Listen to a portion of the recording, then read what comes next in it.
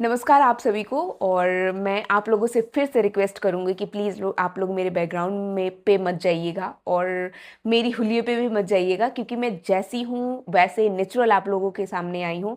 मेरी वीडियो में कोई एडिटिंग नहीं है, कोई फ़िल्टर नहीं है, कोई कुछ भी नहीं है। अनफ़िल्टर में आप लोगों के सामने अपनी राय रखने आई हूँ। तो प्लीज़ आप लोग मेरे बैकग्राउंड में मत जाइएगा और प्लीज़ मेरी बातों को ध्यान से सुनिएगा। अगर मेरी बातें अच्छी भी लगी तो आप लोग प्लीज़ लाइक करिएगा और मुझे सपोर्ट करिएगा और मुझे आइडिया भी दीजिएगा कि मैं आप लोगों के सामने किस तरीके से बातें करूँ, अपनी पॉइंट्स और कितने अच्छे से रख सकती हूँ। मैं बिना बकवास किए आप लोगों से बात करना स्टार्ट करती हूँ। मैं आप लोगों से ये पूछने आई हूँ कि आखिर आप लोग किसको वोट दे रहे हैं? तेजस्वी यादव, राहुल गांधी, जनसुराज के प्रशांत किशोर, या फिर बीजेपी, या फिर से वही नीतीश कुमार आने वाले हैं? आप लोगों की मैं राय जानने आई हूँ कि आप लोग किसको देखना चाह रहे हैं। साथ में मैं अपने भी पॉइंट ऑफ व्यू रखने आई हूँ, एक बिहार की जनता होने के नाते, बिहार की बेटी होने के नाते, कि आखिर बिहार में इस बार हमें किसको सपोर्ट करनी चाहिए, किसको जितानी चाहिए। देखिए, इतने सालों से नीतीश कुमार रहे, मैं ये नहीं कह सकती कि नीतीश कुमार ने बिहार के लिए कुछ भी नहीं किया। उनके कारण आज के टाइम में बिहार में उनके कारण आज के टाइम में बिहार में लोग बहुत अच्छे से जी रहे हैं, खा रहे हैं, पी रहे हैं। हाँ, मैं मानती हूँ कि वहाँ पे अभी भी कोई ऐसी इंडस्ट्री नहीं आई है जिसके कारण जो बिहार के लोग हैं दूसरे राज्यों में पलायन कर रहे हैं, काम कर रहे हैं, उनको इस चीज़ का सुविधा मिल सके। और मुझे ये लगता है कि चाहे आप तमाम ये भी मैं कहना चाहूँगी बिहार के जनता के लिए कि मुझे लगता है कि अगर बिहार में तमाम प्लांट्स भी लग जाएँगे, वहाँ पे कंपनियाँ भी खुल जाएँगी, बहुत सारी चीज़ भी हो जाएँगे, तो बिहार के लोग कहीं न कहीं पलायन करेंगे ही, क्योंकि उनके अंदर रगों-रगों में ये बस चुका है कि हमें बाहर से कमाना है, बाहर रहना है, बाहर ही से लाना-पीना है। क्योंकि वो दूसरे के ऊपर से इतने सालों से डिपेंड है, तो मेरे ख्याल से ये थोड़ा हज़म करना बिहारियों के लिए थोड़ा कम पड़ेगा, लेकिन धीरे-धीरे ढल जाएँगे। लेकिन मैं नीतीश को यहाँ गलत भी नहीं बोलूँगी, क्योंकि उनके टाइम मैंने भी थोड़ा बहुत बचपन में देखा है, जब लालू की सरकार थी, तो कैसे बिहार के माहौल रहते थे। थोड़ी बहुत मुझे याद आती है कि लोग 5 बजे से पहले घर से बाहर नहीं जाते थे। अगर कोई 5 बजे से पहले कहीं फँस जाता था, तो उसको वहीं पे अपना रात गुज़ारा करना पड़ता था। क्राइम रेट बहुत थी उनके टाइम में, गुंडागर्दी बहुत थी, बहुत सारी चीज़ें थी उनके टाइम में।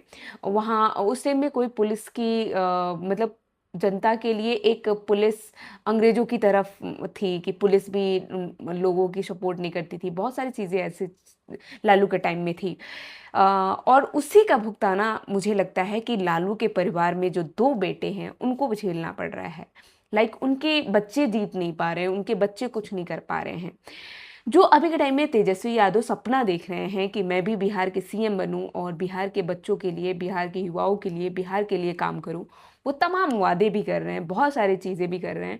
लेकिन कहीं न कहीं उनकी जो ये वादे और ये जितने भी उनके सपने हैं, उनके ऊपर पानी फिरती नज़र आ रही है, क्योंकि उनके पापा ने बिहार के नाम इतना बदनाम किया और खुद की पॉलिटिक्स को इतना बदनाम किया कि लोगों ने उनके ऊपर ट्रस्ट करना ही बंद कर दिया। चलिए, ये बात की बात है, मैं ये कहना चाहूँगी बिहार की जनता को। मैं ये भी नहीं कह रही कि आप तेजस्वी यादव को दो, मैं उनकी भी सपोर्ट नहीं कर रही। मैं ये भी नहीं कह रही कि जनसुराज को दो, मैं ये भी नहीं कह रही कि बीजेपी को दो, मैं भी नहीं कह रही कि कांग्रेस को दो, मैं ये भी नहीं कह रही कि नीतीश कुमार को दो। मैं ये कहना चाहती हूँ कि आखिर आपकी नज़र में क्या लगता है कि बिहार के सीएम के लिए एक्चुअल में कौन सही है? कौन बिहार के सीएम के लिए परफेक्ट है? कौन बिहार के बारे में सोच सकता है? क्या प्रशांत किशोर सोच सकते हैं? क्या तेजस्वी यादव सोच सकते हैं? नीतीश कुमार को तो हम इतने टाइम से देख ही रहे थे। क्या बीजेपी को हम पूरे तरह से वहाँ पे खड़ा करते हैं, तो क्या बीजेपी काम कर पाएगी? या जो उसका अभी मूल मंत्र है हिंदू, मुस्लिम, या वहीं रह जाएगा? मैं आप लोगों से ये कहना चाहती हूँ, मैं जैसे सोशल मीडिया पे भी वीडियो देख रही हूँ, बहुत सारी चीज़ें देख रही हूँ, तो मुझे लगता है कि उम, इन सभी में से मुझे कोई सीएम लायक नहीं दिख रहा है। मुझे नहीं लग रहा है कि ये लोग बिहार के बारे में और कुछ सोच पाएँगे अपने पेट भरने के सिवा। तेजस्वी यादव के मैं थोड़ा बहुत चांस भी ले सकती हूँ, क्योंकि वो अपने पापा के किए हुए सारे कारनामा को 1 मिनट के लिए धुलने के लिए कोशिश करेंगे। वो एक बार अपने आप को मौका देंगे, लोगों के सामने दिखाने की कोशिश करेंगे कि वो बिहार के लिए, बिहार के युवाओं के लिए, बिहार के लोगों के लिए कुछ ना कुछ कर सकते हैं। लेकिन मुझे नहीं लगता कि अब नीतीश कुमार को हम जिताएँगे तो वो अब बिहार को सही रास्ता में लेके चलेंगे। और बिहार में फिर से गुंडागर्दी बढ़ चुकी है। फिर से दिन दहाड़े किसी को गोली मार दिया जा रहा है, किसी को उठा लिया जा रहा है, किसी की ज़मीन हड़प लिए जा रहे हैं। बहुत सारी चीज़ें अब फिर से होने लगी हैं। तो नीतीश कुमार को भी मत दो आप वोट। मैं एक 50% चांस कहती हूँ कि आप तेजस्वी को एक बार मौका दो। मैं खुद नफ़रत करती हूँ लालू फैमिली से, क्योंकि वो बिहार की जनता के बारे में नहीं सोचते, वो अपने बारे में सोचते हैं। लेकिन जिस तरीके से वो वादे कर रहे हैं और युवा हैं, इसलिए मैं उनकी सपोर्ट कर रही हूँ कि मेबी एक बार उनको चांस देकर देखना चाहिए। अगर वो नहीं करते हैं तो इसके बाद से तो मैं कहूँगी कि कभी दो ही मत लालू परिवार को वोट, ठीक है? दूसरी बात ये कि जो जनसुराज पार्टी से प्रशांत किशोर जी हैं, उनकी भी मैंने कुछ वीडियो देखी। जैसे अभी के टाइम में इंडिया में सबसे ज़्यादा हिंदू मुस्लिम चीज़ें चल रही हैं, नफ़रत भरी हुई है इस चीज़ों को लेकर के। मैं मानती हूँ कि आप हिंदू मुस्लिम कर रहे हैं, पार्टियों में होती है ये चीज़ें, होए और अच्छा भी है करें। लेकिन मैं ये कहना चाहती हूँ कि जब आप हिंदू के बारे में, जब मुस्लिम के बारे में अच्छे से बात कर रहे हो, अच्छे से उसकी पूजा पाठ जो भी है कर रहे हो, तो हिंदू के बारे में भी आप वैसे ही सोचो, वैसे ही करो। उनकी एक वीडियो भी वायरल हुई थी जब उनको एक औरत ने टीका लगाया था, तो उसको ऐसे मतलब सेकंडों में हटा दिए थे। मैं ये नहीं कहती कि ये बड़ा मुद्दा है, छोटा मुद्दा है, मेरे को नहीं इससे कोई मतलब, लेकिन मैं आप लोगों से ये कहना चाहती हूँ कि कहीं न कहीं मुझे लगता है कि प्रशांत किशोर को ये लगता है कि मुस्लिम आबादी जितनी है, उसके कारण मैं जीत जाऊँगा, या जो भी उनके थोड़े बहुत चहेते लोग हैं, उनके कारण जीतोगे। नहीं भाई, आप नहीं जीत सकते। आपको सबको लेके चलना पड़ेगा। और तमाम ऐसे रीज़न हैं जो प्रशांत किशोर जी वादे कर रहे हैं कि मैं ये कर सकता हूँ, वो कर सकता हूँ। अभी एक बहुत चीज़ें भी वायरल हुई थी सोशल मीडिया पे कि उनके जो सपोर्टर्स हैं, जो कार्यकर्ता हैं, वो एटीएम कार्ड की तरह कोई कार्ड बाँट रहे हैं और उससे पैसे भी ले रहे हैं कि अगर जनसुराज जीतती है तो 20-20 हज़ार रुपया या 2-2 लाख रुपए उनके अकाउंट में आएँगे। भाई इतने पैसे तुम कैसे दोगे सारे महिलाओं के अकाउंट में? करोड़ों महिलाएँ हैं बिहार में। अगर तुम 20-20 हज़ार भी दे रहे हो तो इतना बिहार में बजट कहाँ है कि तुम बिहार के जनता के लिए तुम दोगे, बिहार के महिलाओं के लिए करोगे। तो मैं कहती हूँ कि ये झूठी लोभनाएँ, झूठी वादे मत करो। आप जनता से ये बोलो कि तुम जनता के लिए क्या कर सकते हो, क्या नहीं कर सकते। और अगर आप वोट माँगने उतरते हो तो सबको एक जैसा लेके चलो। ये मत देखो कि वो मुस्लिम है तो मैं उसके लिए अच्छा बात करूँगा, वो हिंदू है तो मैं उसके लिए थोड़ा कम बात करूँगा, और जो छोटा कास्ट है उसको बहलाऊँगा, चढ़ाऊँगा कि हाँ तुम्हारे साथ ऐसा हो रहा है, वैसा है, और बड़े कास्टों की तो मैं बात नहीं कर सकती क्योंकि बड़े कास्टों के पास अपना कॉमन सेंस है। उन्हें पता है कि हमें किसको वोट देना है, किसको नहीं देना है। अधिकांश बड़े कास्ट के लोग वहाँ पे कांग्रेस को ही वोट करते हैं। जितनी भी कांग्रेस पार्टी के अंदर वोट आती है, कांग्रेस को वोट मिलती है, मैक्सिमम वोट मुस्लिम आबादी और बड़े कास्ट के लोगों की होती है। इनके कारण ही वहाँ पे थोड़ी बहुत जो भी अपनी सीट लाना होता है कांग्रेस को, वो ला लेता है।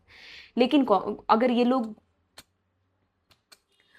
लोग कांग्रेस के वोट देना बंद कर दें, जो बड़े कास्ट के लोग हैं, तो बहुत ही कम चांस रहेगा कि बिहार में बहुत ही कम सीटों से आए कांग्रेस। ऐसे तो इस बार मुझे लगता है कि नामो निशान खत्म है, मुश्किल से 2-4 सीटें आ सकती हैं कांग्रेस को के लिए। ये सबके लिए मेरी राय हो गई है, लेकिन मैं वही कहना चाहूँगी कि एक बार हमें, चिराग पासवान तो खड़े नहीं हुए, लेकिन मैं कहना चाहूँगी कि भविष्य के लिए चिराग पासवान या ऐसे लीडर्स के लिए हमें ज़रूरत है। अभी इन जितने भी लीडर्स के मैंने नाम गिनवाए, इसमें से मुझे कोई भी बिल्कुल काम करने लायक नहीं लग रहा है। जो प्रशांत किशोर हैं, मुझे लग रहा है कि वो बहुत टाइम से भूखे बैठे हैं और उनको लग रहा है कि अगर एक बार मेरे को बिहार की जनता मौका देती है तो वो अब जितने टाइम से भूखे बैठे थे वो सब कवर अप कर लेंगे। ठीक है, नीतीश कुमार तो अब बुड्ढे हो चुके हैं और बुड्ढों की तरह वो बिहार देख रहे हैं, तो उनके हाथों में अब बिहार को देना ये सबसे बड़ी गलती होगी बिहार के लोगों के लिए। तेजस्वी यादव को मैं इसलिए सपोर्ट कर रही हूँ क्योंकि तेजस्वी यादव एक युवा हैं और युवा की तरह सोच रख रहे हैं और वादे भी कर रहे हैं। तो मैं ये कहना चाहूँगी कि एक बार उनको मौका देके देखा जाए कि वो बिहार के लिए क्या कर रहे हैं। भले ही उनके कार्यकर्ताओं की बहुत सारे वीडियो वायरल हो रहे हैं कि वो कह रहे हैं कि एक बार तेजस्वी यादव को आने दो, फिर हम ऐसे करेंगे, ऐसे करेंगे।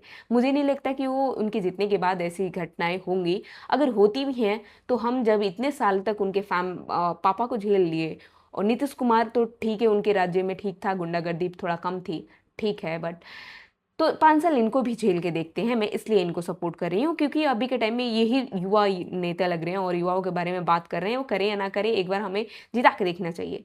लेकिन मैं इन तेजस्वी यादव के सिवा किसी भी लीडर्स के लिए मैं ये नहीं कहूँगी कि आप इनको वोट दो, क्योंकि ये लायक है ही नहीं अभी। और मैं सबके अपनी एरिया में इसलिए बोलूँगी, मैं कल भी बोली थी, आज भी बोली थी, आप लोग आंख बंद करके किसी पे विश्वास ना करें। आप लोग जांचिए, पड़तालिए, देखिए कि आपके लिए कौन बेटर है, कौन आपके लिए काम कर सकता है, कौन आपके लिए सोच सकता है, आपके बच्चों के भविष्य के लिए सोच सकता है, आपके परिवार के लिए सोच सकता है, बिहार के बारे में सोच सकता है, बिहार के एजुकेशंस के बारे में, युवाओं के बारे में।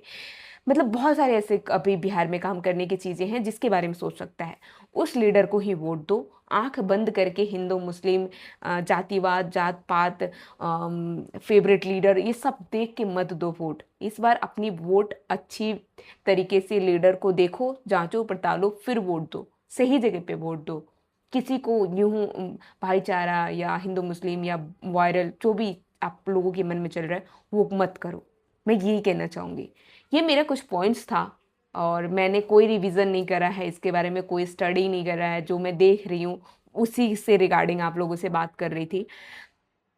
और मेरे को मौका नहीं मिलता इतना कि मैं भी इस पे ध्यान दूँ, लेकिन मैं ऑल टाइम चीज़ें देख रही हूँ, तो मैं आप लोगों को बता रही हूँ कि क्या चल रहा है बिहार में, क्या नहीं चल रहा है।